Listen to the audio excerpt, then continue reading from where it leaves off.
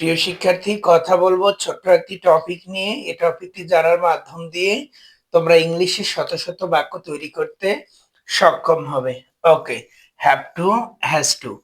তোমরা মনে রাখবে, যখন আমাদেরকে কোনো কিছু করতেই হবে, কোনো কিছু করতেই হবে, কোনো কিছু করতেই হবে, এটি বোঝানোর ক্ষেত্রে আমাদেরকে হ্যাভ টু অথবা হ্যাজ টু নিতে হবে।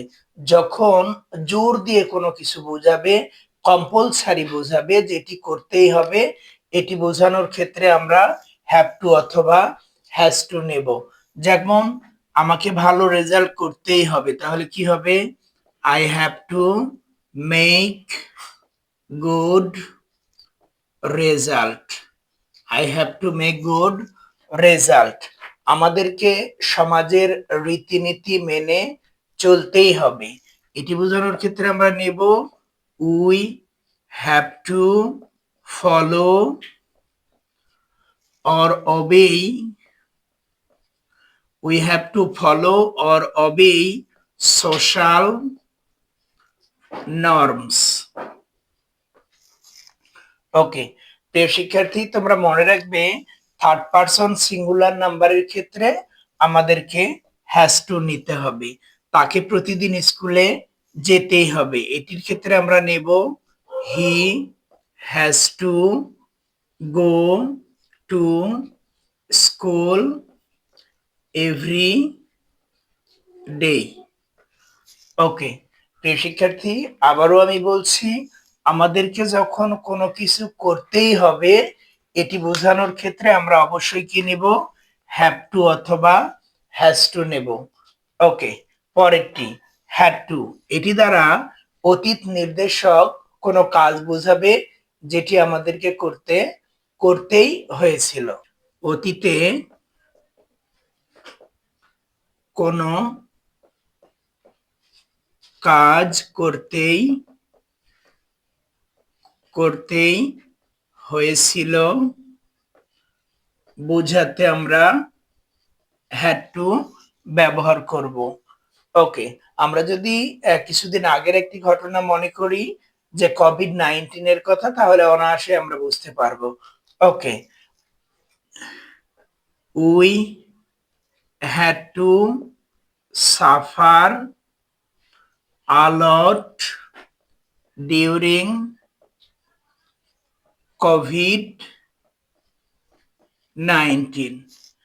Okay, we had to suffer a lot during COVID-19. COVID-19 এর সময় আমাদেরকে অনেক দুঃখ, দুর্দশা, কষ্ট উপভোগ করতে হয়েছিল। ওকে, পরেরটি আমরা লক্ষ্য করব am to, is to, are to।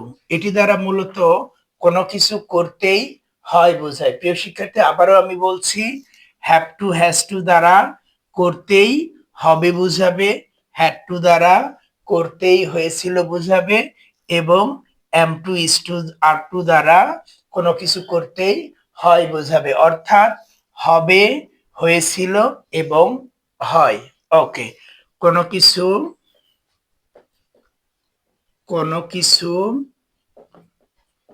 করতেই হয় বোঝাতে,